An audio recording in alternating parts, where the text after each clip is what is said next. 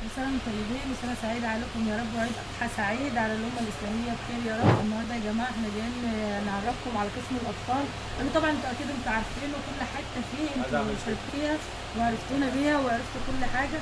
احنا بنحاول دايما نجيب لكم الافضل والاحسن، ودايما ناخد صيام عند حسن ظنكم. احنا عندنا المواليد من عمر يوم لما لغايه 16 سنه، كل ما يخص البيبي موجود عندنا، من الببرونه للشفاط للحفاض لكل حاجه، للعضاده، كل حاجه بايه، كل حاجه يا جماعه. طقم البيبيكير، الطاقيه، المخده، الليفه، كل ما يخص البيبي موجود عندنا في كل حاجه.